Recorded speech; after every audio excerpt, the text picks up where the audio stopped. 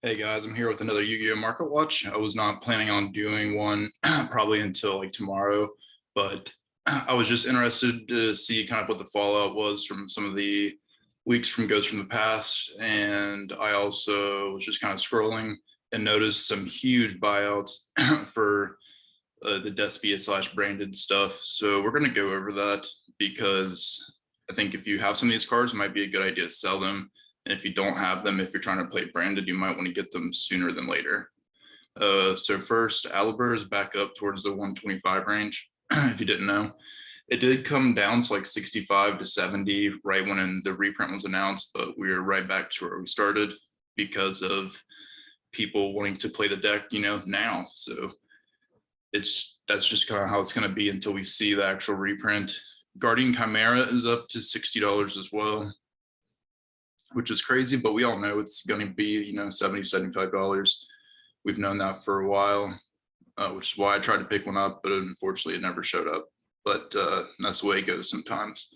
One of the cards I mentioned, or archetype, or I guess engine that I said we should be picking up, is the adventure token stuff, because it's going to be played with, Despia and branded, or at least you can. And it's a pretty popular build to do it that way. It was like the only card that we're not seeing a reprint of, like from Ghosts from the Past, or that's easily accessible via structure deck. I'm like, these are definitely going to go up. I was looking at these, and last week they were around $52 to $55 for both the Water Enchantress and Rite of Aramesir. But these are moving up. The lowest listing for Rite is now $62. And then after that, it goes up quite a bit towards $67. And honestly, it probably is not going to stop anytime soon. It'll probably get up towards that 70, 75 range. So if you need these, I mean, that's not a bad opportunity to get the ones on the first page here at 61, and he's got two. Also, the other thing I will mention is you don't necessarily need to play 3 copies of both Water Enchantress and Rite of Aramesir. That's definitely the most optimal. But if you wanted to play this deck and you're only playing, let's say, a 40 card deck, you could play 3 Rites and like 1 or 2 Water Enchantress. I think that's fine. And then slowly work your way up to the full set if you wanted to. But I have seen builds where people are playing 2 Water Enchantress and 2 Rite. But in my opinion, if you're going to go that way, I would just do the 3 Rite and 1 or 2 Water Enchantress. And my thinking is because you have to get to Rite no matter what. So if you open up with your Water Enchantress and you're banishing it from your hand to search, you're opening yourself up to either an Ash 1, or you're opening yourself up to Droll and Lockbird, which is, probably a little bit less common, but definitely still a big thing. And that's going to hurt a lot. That's basically going to lock you out of the engine altogether. So I'm just more of a fan of going with, if you're going to not play the full engine, like 3 of each, like playing more Rites, if that makes sense. Let me know what your theory on that is, but I just think that makes more sense to me personally. We're going to go back out though, because there's Water Enchantress is also up towards $62, I believe. We're going to check real quick. If it ever lets me get back out. All right. Oh, branded opening is now $20 too. So I didn't think it would go that high. I thought it would cap at 15, but I think it might calm down a little bit, because at this point people are going to start opening these up. Like if I had these at my locals right now, or if I could just go, I'm sure they're there, but I just don't want to drive 30 minutes to get them. I would get a box at this point, because you're going to get, I would say at least 1 branded opening, which is, at this point, $20. So then it's a $40 difference for the rest of the box. And you've got tons of ultra rares in there that are now worth money. You got Dramaturge, you got Albaz. If you hit that, you just go gold. So if you wanted to pick up a box or 2 of this and crack it open, I mean, I'd say, you're still playing the lottery, but if you say open 2 boxes and got 1 Albaz, that just equals the 2 boxes right away. And then everything from after that is just a plus. But next is Water Enchantress. These are getting low on listings, by the way. This is down to around 45 listings. We have one light play for 58, another light play for 59. This card has been around the 52 mark last week, so oh yeah, here we go. $64. So yeah, they're both roughly around the same price. I think right technically runs a little bit higher because I think probably for the reason that I mentioned, where it just makes more sense to play more rights. But if you want to go get the collector's rares too, that's not a bad idea. But throwing a little bit of caution on that, because I don't think that it's a good long-term investment to get those at this moment, because these are going to get hit on the ban list at some point. Will it be this list? 99% no. Will it be the next list? Probably yes. So, you know, what I would do is wait until we get these semi-limited or you know, one of these limited. If I had to guess, I would say right would probably stay at 3 for the first hit, and this would get limited or semi-limited, most likely. But yeah, I would wait till then, and these will come down a little bit. But I actually saw some rights for 110 earlier today, so there's still some, you know, like the collector's rare. So there's still some cheaper options available. But that's only if you really want to risk it. But if these end up going to 100, then yes, the collector's rares are going to go up quite a bit. Dragoon has also gone up substantially. Like I said, on Friday morning, these were 105, and now they're up towards the 130 mark. Here's one for 125, but then it goes to 130 afterwards. Unfortunately, that's what you're going to be paying. Maybe it'll come down a little bit this week, but I think it's going to stay pretty high because this is going to be a popular option for people. Phoenix Enforcer, you know, it's 95. It kind of bounces between like 88 and 100. Masquerade, this also went up quite a bit. I tried to get people to get these at 9, and then also I said at 12, like get these. It's still not bad. And then at 20, or not 20, at like 15, I was like, unfortunately, have to pay this, but I don't think it's going to go down. And it's now around $21 to $23.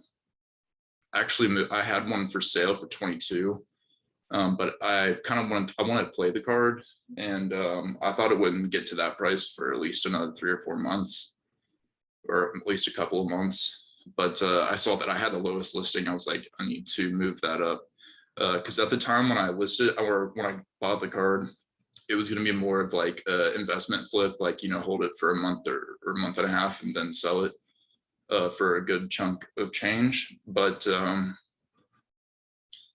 it looks like at this point that I might end up wanting to play Despia. So I'm just going to hold on to it. I'm just not going to build this deck until we get the reprints, because it just doesn't make, I'm not like in that much of a rush to play. And honestly, I don't go to locals as much as I would like to. I'm just very busy. But yeah, I moved mine up to 35 just in case. If they're going to pay 35, they can have it. But it's more or less, it's not really for sale. It's just kind of like a placeholder for now. But if someone, you know, buys it, I'm not going to say no. But yeah, so you might want to, this is kind of a hard decision, like if you should wait or if you should just pull the trigger. It's a 50-50, honestly, because it could like kind of come back down a little bit. This might just be a little bit of weekend hype, but then again, it might not. But it is an ultra rare, not a secret rare. So that makes me feel a little bit better about, you know, maybe vendors starting to crack some of these open to get more of these on the market. Moving on, prosperities are up at 125. I mean, they've been there for a while. Also, cross-out designator is down in copies. This usually has been traditionally around 170 listings, and it's down to like 120. It's around 33 for light play and around 33, 34 with shipping, you know, for near mint. So this is starting to move a little bit, and I don't see any of the big walls. So keep your eye on this, because this could be a popular option, honestly. You can definitely move your builds around to incorporate that card if you want to. Other than that, I mean, droplet's down quite a bit, around the 85 mark. Honestly, if you need droplet, that's not bad, but I would, you know, I would say get the original print or get the alternate rare. You know, obviously the alternate rare is ridiculous in price, but that's just kind of how it is. But you're not going to lose any value on that ultimate rare. If you, I guess I look at it this way: you could pay $300 for a playset of the secret rares, but when it gets reprinted, it's going to tank, right? So you're automatically out of money. Whereas the ultimate rare, I look at it as more of like a temporary change of value. If you have the capital to sit on that for a little while, for one thing, it's going to go up over time, but it won't tank. And whenever you're done with the card or you want to sell it and just buy the reprints, you're not risking any of your money, if that makes sense. Like if you picked up a playset for 900, when the reprint comes, you can sell it for 900 and just grab the reprints if you want. Whereas if you wait to sell Forbidden Droplet, like the secret rare, when it gets reprinted, it's going to be too late. It's already going to be tanking in value. Illusion of Chaos still around 38.40. Nothing new really. It's still selling pretty good though, especially since this is a new set and it's under 100 listings. Magician Souls, it's around I think 55 to 60. I just picked up a first edition ultra rare. The secret rares do look nice, but I just really want the first edition ultra rare because I remember when I started back at the game, that being like kind of like people's prized possession, and I always wanted one for myself. So since I was able to get that 10%, well, really 11% bonus bucks back, I decided to go ahead and grab a copy. These are going for 53. That's not too bad. I feel like base will kind of transition out, and hopefully these will go down some more. But yeah, I guess we'll have to see. I mean, hopefully we'll get some results this weekend now that we'll have like Despia at full power to kind of see where it's going to sit. But I kind of assume that it's going to be pretty good. Ecclesia we'll talk about later, but it's also going up. And I guess that's about it as far as what I wanted to talk about on this page. I will note that the Grand Creators booster box is something good to sit on if you wanted to. Sit on sealed product. Dawn of Majesty I would not sit on. If you're going to buy this, you need to open it up and sell it immediately. Next is Super Poly. So this is going for around $7 to $8 now. This is something I said that people should pick up, and it was like $3.50 to $4. And I think I've said that it would be $7 card. Like I think exactly what I said, and that's about, it's actually a little bit above there, but will it go much higher? Hard to say. To be honest with you, there are 644 copies here, but if you break that down into play sets, that's only like 20 something play sets, I think. No, not 20, sorry, like 200 and a change play sets. So I mean, that's not unreasonable for people to like buy through. But hopefully you got it earlier, because it is kind of a shame you guys will have to pay this kind of money for this card. But in general, we'll look at all the copies. Hopefully there's like, I think there's still some commons. So the premium gold you can still get, it looks like, for around $6. Like I said, like I would rather you not pick this version up, but it is a little bit cheaper. This is the actual store, and they get them for $5.69. That's not terrible. And they actually do look good. Just like I said, like they just don't hold up if you're using them really. Super rare, around $12. That's not terrible for what you're getting, honestly. The commons around $6 here. Yeah, all the commons are around $6. So yeah, I would say probably get the super rare for $12, or just get the Dual Devastator ultra rare, and it is what it is. The ultimate rares aren't too bad either, comparatively. They're like 155 to 160 right now.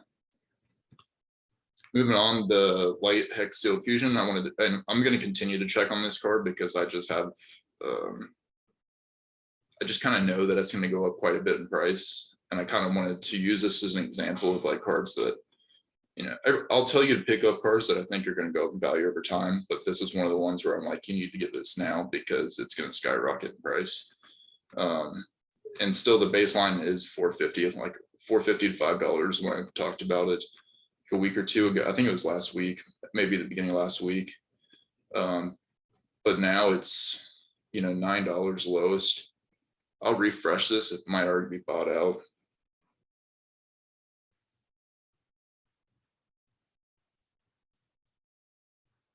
Let's see. Yeah, so we're at 750 lowest, and then it's at 9. So you've doubled your money just about if you picked it up earlier this week. And it does bottom out towards the 10 range. And I am curious to see what happens on the second page. So by the second page, we start getting into the, you know, this right here is 5 plus 6, so it's 11. And then we're at $14, so going to 15. So, and there's really not that many copies in the grand scheme of things. I still think this is kind of like the last piece people haven't thought to pick up yet.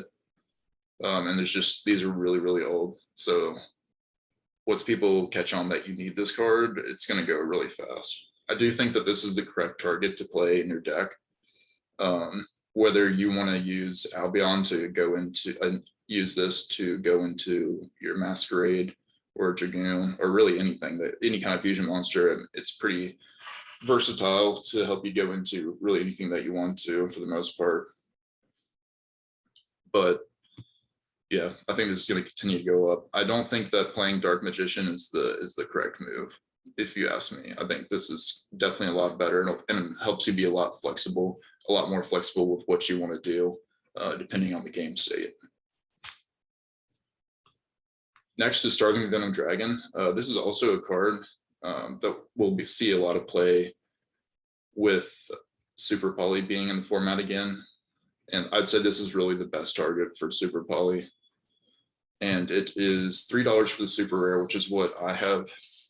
And I think that at this point, that's probably one of the better versions to get, unless you want to get the Mega Pack Secret Rare or the original print.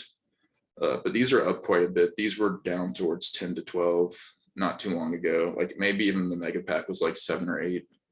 And I always meant to pick this card up because it was bought out before when I wanted it, and I was like, I'm not spending the bought out price. And then I, you know, saw it go down to like, I guess like $7 or $8, and I was like, well, I don't need to get it right now. I don't see Super Poly being in the format anytime soon. And then I just kind of forgot about it, forgot to pick it up. But at least I have a copy to play, which is a super rare. But we are going to click into the super rare and check it out. So yeah, it looks like we're talking like 370. That's really not bad. I think it's definitely worth it to still get the super rare. I mean, you don't want to be playing with the rare because the rare is pretty much the same price anyways. So I think the super rare is like a good budget option to pick up. Next is Evenly Matched. Last year when Ghosts from the Past came out, these ultra rares ended up settling to 10 to like 12, maybe even 13, the highest at the lowest point. I think like 10 or 11 was where it kind of bottomed out at. But I thought at the time it was a really good pickup. Generally, any of these were a good pickup at the time because even the Mega Pack versions were like 19 to 20 bucks after this bottomed out. But now, like, everything is bought up a lot. There was a little bit of speculation about whether Konami would go ahead and print this in the structure deck that we just got, or print it like for a second time in the Ghosts from the Past this year. But they did not. But at this point, don't be picking up the ultra rares. Like, go ahead and spend the few extra dollars and get the secret rares, because it's just going to be worth it. Like, these are 25 for light play. This is 23 for light play, and they got a play set here. And you know, this 23 pretty much for the ultra rare as well. So I think that this is a really good version to get, if not getting the circuit break here, which is going to be a little bit more expensive, you know, around 34, 35 for the first edition. So yeah, really up to you. But to be honest with you, I kind of think the Mega Tin is a better buy because it is $13 cheaper. And it is, you know, the same rarity being secret rare. And from what I've seen in kind of like the price history when I've seen this card get bought out before, we see the first edition, go to like 55, 60, and then the Mega 10 secret rare is like just a couple of dollars behind it, really. Especially when there's low listings everywhere. So I think that this is just, I think there's a little bit more potential for money to be made here, just because the original print is kind of already a little high comparatively. If this was more towards like 28 to 30, then yes, absolutely. But with this being like $23 for a near or a lightly played first edition, I think there's a little bit more room for profit. But with profit aside, I think the main thing is just having copies for you to play, because this card is just really, really good, and it's really devastating against stuff like Elblick or really anything, to be honest. I just think it's a card that kind of always needs to be in the side deck. I always have it in my side deck no matter what. It's like I have a lot of cards that I kind of change out, but there's two cards that I never taken on my side deck really, and that's Evenly Matched and Cosmic Cyclone. I guess the third closest would probably be Nibiru, and then everything else kind of changes. I guess Harpy's Feather Duster is one that's consistently in there too, but then everything else I kind of just change depending on format. But I usually have a play set of these, or in at least 2 or 3 Cyclones. I guess it also depends on what deck you're playing. Like, for example, if you're playing Branded, like you're going to have Super Poly in your side deck. I guess if we want to talk about that as well, do I think you should play Super Poly in the main deck if you're playing Despia Branded? I don't think you should. I think that you should put it in the side deck, because I don't think that it's going to be the most effective card to play against every deck. I think mirror matches for sure, but I don't think you need to main it. I think you would rather play hand traps in the main, and if you're playing, mirror match, then put in the Super Poly, because you're always going to have targets. Your extra deck is pretty tight with Despia, so you can't really play like a ton of different targets for Super Poly. You can play like maybe 2. So just to be safe, I would just side deck the Super Poly. I just think that's the best way to go. Next is Brandon Red. This one's slowly been moving up in price too. We have some at 4 before we hit 470, 4 to 470, and there are quite a bit of listings still, like 49. But don't be surprised if this starts disappearing too, because this is also being played as 2 to 3 copies in each deck. And Burst of Destiny is the set that came right after Dawn of Majesty, so it's getting a little older too. I guess people are cracking this set though still, like quite a bit. I would still crack this set honestly if I could get the boxes for like 60 to 65. But if you need these, $4 is really not a bad price to pay in the grand scheme of things. I do think that this is at $4 is being a little overlooked. If you're not planning on playing this card, it's just not proper. Like, this card's really, really good. For one thing, you can chain block. Or if your card gets negated, like say Albaz gets negated, this card's an excellent, follow-up play. Not for the next turn, but for the same turn, like, because you can still get into the monster that you want to get into with this. So just really, really good.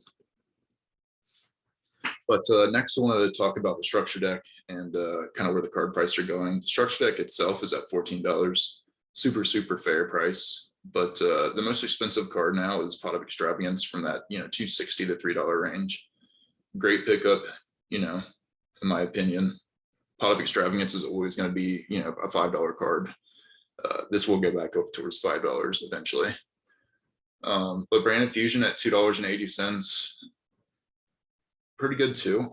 Let's see where it falls down to, but I think long run, this is a $10 to $12 super rare for sure.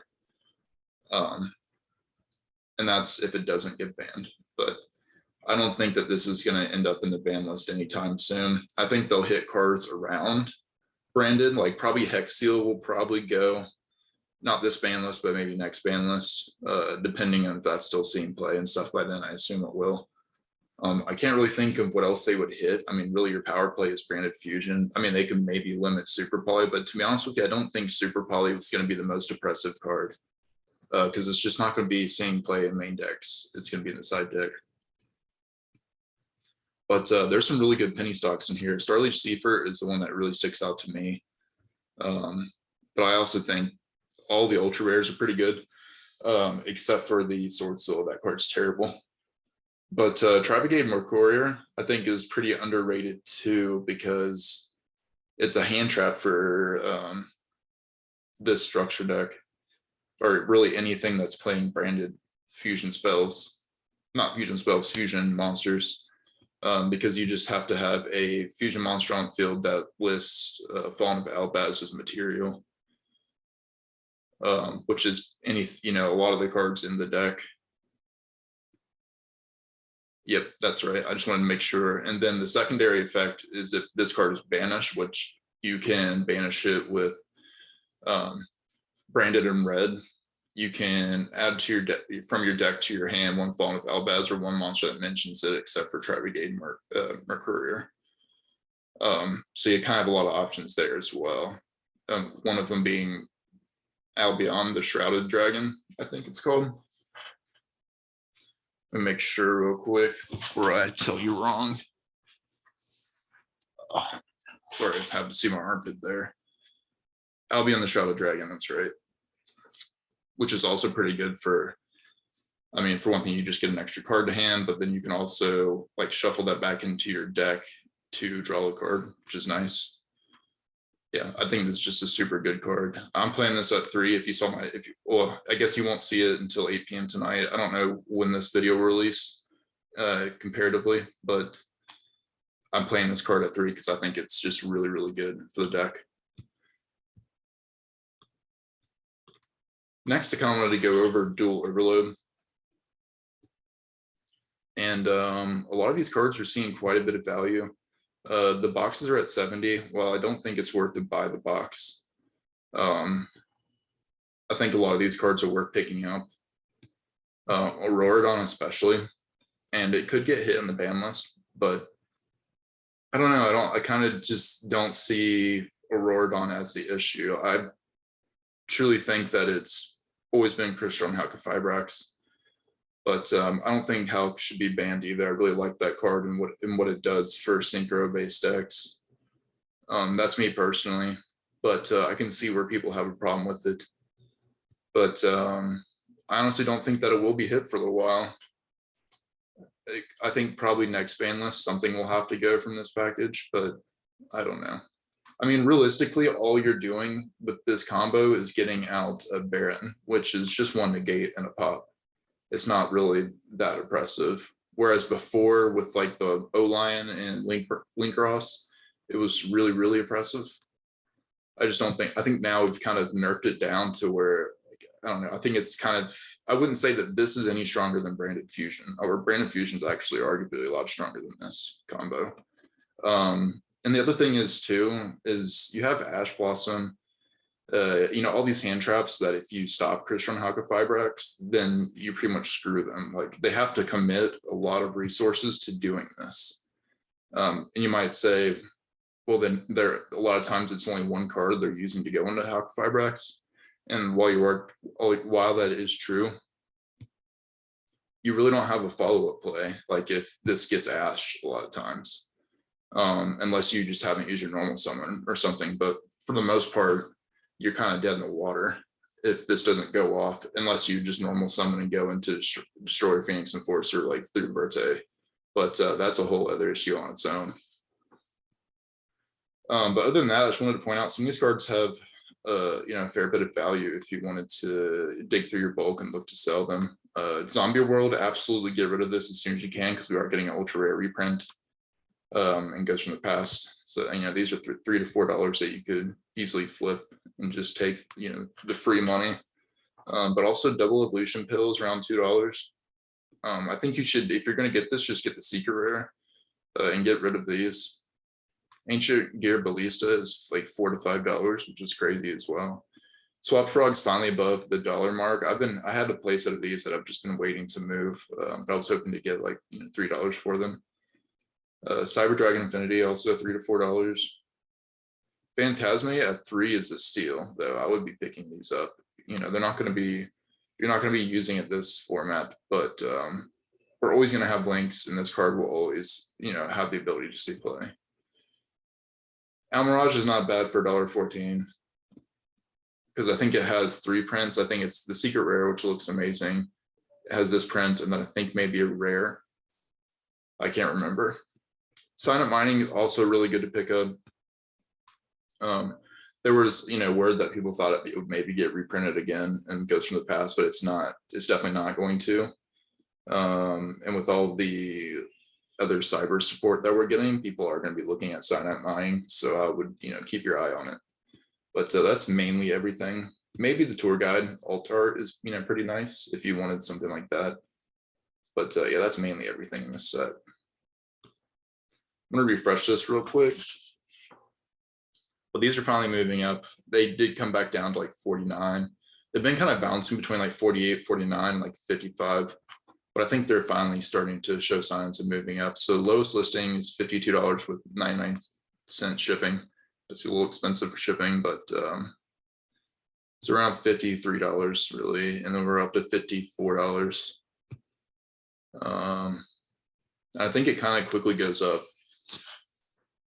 I guess this might be kind of the mistake I think a lot of people are making right now, which was one of the mistakes I made, assuming that this would be good in Albaz. Well, I think there's definitely plays you can do to make this good in Albaz. It's just not consistently good in Albaz. For example, if you're going first, like you just don't need this card. One, you can't special summon it, so you'd have to commit your normal summon with this. And then you could tribute it to search for your Fallen of Albaz and special summon it. But what are you gonna do with that? Because you're not able to like use it as a super poly. Really, the only thing you could do is say if you have like a polymerization in hand, fuse it and something in your hand to go into one of your monsters. But I just think that's not really the best. At that point, you would just be better off just playing 3 Fallen of Albaz instead of playing like 2 and a couple of these. So yeah, while I think this card is good and I think it's really, really good in Sword Soul, I don't think that it's necessarily the best card for Fallen of Albaz. It is one of my favorite artworks that I've seen come out in a long time, like one of my favorite cards. I have 2 right here, and then I do have the Starlight as well. But I just don't think that it's going to be played in Albaz at this point. I did think originally that it would, but I've done lots of testing with and without, and I think you're better off playing something else, honestly. With that said, I am going to look at the Starlight Rare, mainly for me because I have one and I do want to sell it at some point. But just in case you guys are curious as well. Okay. It's still among the best sellers, surprisingly, but it's really hasn't moved in the last couple of days. So we're at 350. Yeah, I mean, this one's been here for a few days, and the last sale says 417, 420. What in the world? I'm guessing they just clicked whatever was up here because it sold for 420 a couple of days ago, or no, today, I guess. Yeah, I'm listed right here for 380. I think I was originally going to try to sell this for like more towards 450 or 500. But I think that I kind of do just want to take the money and then maybe reinvest it into something else that I think will move a little quicker. I think long-term, a decent play, but I think long-term, there's also just better things you can invest your money into personally. The only reason I got it is because I was able to get it from someone locally for a really good deal. I ended up paying, well, I traded one Rite of Air that I pulled here on stream or on YouTube, not stream. And then I also paid 200 cash. So it ended up costing me around 260. So yeah, I mean, so if I sold it right now, I would get about, $90 plus I would have to pay, by the time shipping everything, probably $55. And so it'd come out like $40, I guess, better. But yeah, we'll see how it goes. I might also try to sell it locally and, offer it for $325 or something, just to bypass paying 11% to TCG Player, because I think with fees you'd end up paying $36 to $40, I guess, a TCG Player, and then you're talking about $10 shipping. So yeah, right around that $50 range. So I guess I would walk out, yeah, with about $40, $50 in profit, which is not bad at all. Definitely worth it. I guess we can go back and look and see what else is going on versus Destiny.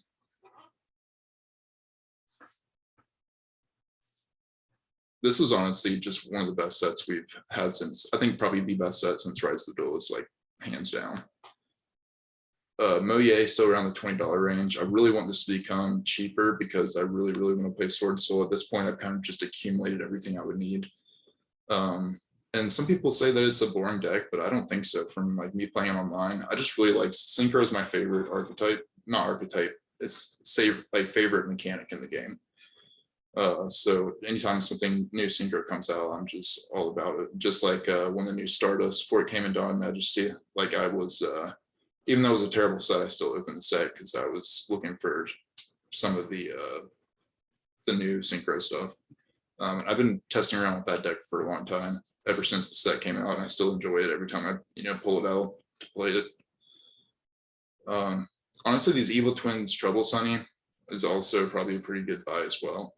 But I highly suspect this will get reprinted as a prismatic. But I don't know if they look as good as this picture in real life, but this looks really clean. Chi Chow's though, I think definitely good buy at $390. I would have a play set of those. Is there anything else? Yeah, I would keep your eye on Impin and all of that stuff as well, because I think that will start moving up when we get Ghosts from the Past. But besides that, Small World's at 32. I'm waiting for the reprint on this because I don't need to play it. I just want it. But that's pretty expensive for, I mean, it is a good card, but you can't play it and everything really. I do kind of want to check in on this though and see how this is starting to move. You do only play it as a 1-of in Despia, but I could see it maybe moving up to 2.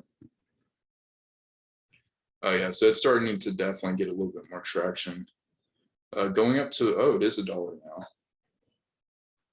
I did not see that coming. This card was like 40 cents for a long time.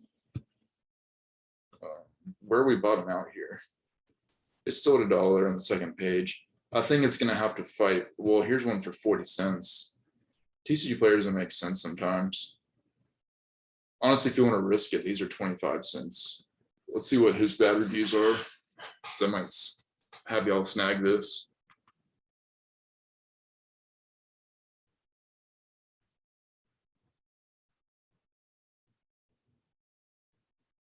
Huh. Weird. So technically they're a good seller, I think. They've never had negative. They've only had neutral in the last 30 days. They've had, I guess they haven't had any sales in the last 40 days. So, well, let's see what the neutral is saying.